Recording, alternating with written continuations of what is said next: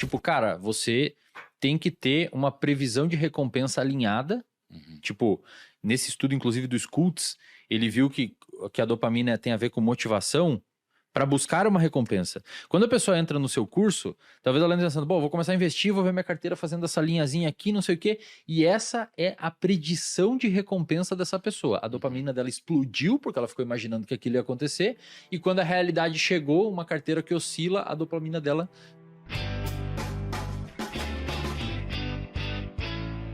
Às vezes o cara é um puta empresário. Eu já atendi muito, né? Eu atendi atleta olímpico, jogador de futebol e não sei o quê. Os caramba quatro no topo do mundo e se acham uns merda muitas vezes. E por que você acha que o cara não consegue mudar isso, mesmo tendo um acompanhamento profissional e sendo um cara tão performático? Ele consegue lidar com aquilo, mas não consegue mexer. E muitas vezes, eu já falei pra vários, tá? E aí a galera da psicologia às vezes me desce o pau quando eu falo isso. Eu falo, cara, muitas vezes você nem precisa mexer nisso nele. Porque foi o que fez ele estar lá. Tem um cara que se acha incapaz e se acha um péssimo sujeito no sentido de performance, e como mecanismo compensatório faz ele ter disciplina para treinar mais, porque ele quer ser um cara bom. Aí você tira essa sensação dele de se achar não tão bom o suficiente, às vezes ele relaxa e procrastina o treino. Então, às vezes, aquela sensação ruim foi o que levou ele a chegar lá. Só que aí, claro, quando ele chega lá, ele fala, bom, agora eu já cheguei onde eu não quero mais essa sensação ruim. E eu falo, beleza, cara, a gente vai trabalhar isso. Primeiro, vai ser muito difícil você tirar isso de você. Você vai aprender a conviver com isso e não tirar isso de você. E você tem que entender que isso pode ter tido uma função significativa na sua vida para fazer você chegar onde você tá. Os medos são excelentes motivadores. Agora, cara, a gente, voltando para o assunto do hábito, né, quando a gente isola, né, acho que talvez os componentes do hábito, que aí a gente vem, né, pro gatilho, pra rotina, pra recompensa, a gente, um dia desses, a gente pegou muito fundo na lógica de que é possível a pessoa, ela criar um hábito de investir e entender que investir pode ser prazeroso.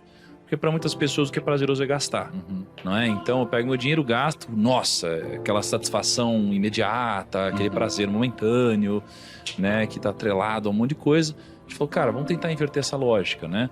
Então, como criar um hábito bom?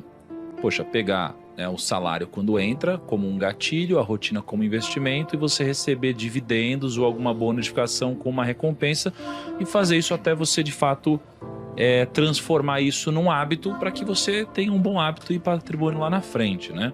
Se eu quisesse ajudar a galera aqui a de alguma forma criar um hábito positivo, né, no mundo dos investimentos, para que ela se viciasse ou se acostumasse ou se engajasse mais em guardar dinheiro e investir, como que você acha que eu poderia facilitar esse processo que eu acabei de falar? O mundo dos investimentos, né, pra galera assim que investiria mensalmente uma grana, digamos, não tão significativa, né, uma parcela do salário, a pessoa ali assalariada e tal, ela é contra-intuitiva com os mecanismos motivacionais, tal qual concurseiros. Eu sempre digo que os concurseiros, eles fazem exatamente o que o sistema de recompensa não gosta, que é atribuir um esforço gigantesco por uma recompensa futura incerta, não sabe se vai passar no concurso, longe, demora concurso ano que vem, e talvez de fato não aconteça, né? O investimento muitas vezes é assim, e acho que por isso existe um gargalo muito grande em fazer a pessoa gostar de investir, porque a recompensa vai demorar. Então vai demorar para começar aqueles dividendos ali ter um impacto significativo na vida da pessoa. Você está jogando contra o sistema motivacional da pessoa, que diz para ela gastar aquele dinheiro no restaurante com a família, ou etc, ou comprar um videogame ou alguma coisa, mas guardar aquele dinheiro e deixar lá sem receber nenhuma recompensa momentânea. Então, cara, é de fato uma tarefa muito difícil. O que eu sugiro, tá? Eu sugiro que a recompensa não seja atrelada necessariamente ao ato do dividendo que virá depois, mas sim ao comportamento e o hábito a ser formado de investir. Quando eu comecei a investir, eu invisto meu dinheiro, 95% da minha renda é investida, há mais ou menos uns 3 anos. Mas como que você vai ver o prazer na rotina? Porque você vai ver o prazer na rotina quando você já tem uma expectativa do que vem na recompensa depois, não? Beleza, você não vai negligenciar aquilo lá. Vou te dar um exemplo. O cara que descobriu o sistema de... O cara que descobriu não, o cara que caracterizou o sistema de recompensa humano, que é o sistema dopaminérgico, ele fez um estudo com macacos. Foi mais ou menos assim. Wolfram Schultz, o nome dele, um alemão. Até então se achava que dopamina era responsável por recompensa. Hoje a gente sabe que dopamina tem a ver com motivação, não recompensa. Motivação para buscar um objetivo e para fugir de um perigo. Tá?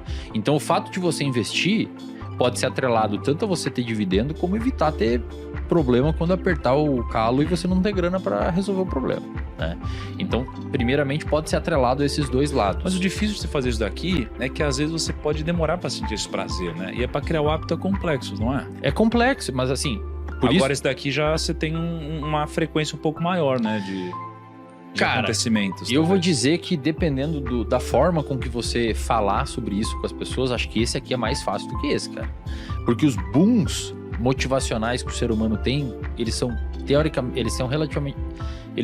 teoricamente mais fortes quando é para fugir de um problema do que para receber uma recompensa. Então, mas aí... Embora aconteça junto, né? Então, mas olha só, isso daqui, sempre que eu vendi investimentos como assessor, a lógica da segurança, ela é um grande motivador, porque é uma coisa do ser humano que busca segurança, né?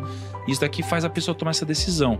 Só que aí, quando a gente fala do próximo passo da pessoa criar esse hábito, que é quando passou um pouco daquele movimento de motivação dela que tá lá em cima, aí é onde eu começo a ter um pouco dessa complexidade. Deixa eu só te jogar um pouquinho mais de problema, então, para te dar mais insumo. Você que é um cara que investe, você entende dessa lógica, óbvio, mas olha só, quando você investe, depende do seu perfil, e a maioria das pessoas, elas não tem um perfil para isso, e além do mais não tem nem conhecimento para isso, você monta um portfólio de investimentos. O capitalismo funciona dessa forma, onde você tem a capacidade produtiva crescendo, chega uma hora que depois você tem crise, né, em ciclos, e aí a pessoa que tem um bom portfólio vai ver o portfólio dela caindo, muitas vezes sem ter o conhecimento técnico e estar acostumada a isso, começa a olhar para a carteira e fica ansiosa. E aí aquilo que era para ser um hábito bom começa a gerar um negócio nela, ela para de olhar os investimentos dela. Mais sensível a recompensas previsíveis, você oferecer aquele gotejamento previsível para sustentar ele ali. E aquele sujeito que é menos sensível a isso e mais sensível ela sente mais medo com flutuações da carteira, talvez você não exponha ele a esse contexto. Ou faz uma puta de uma educação em cima, ensinando essa flutuação.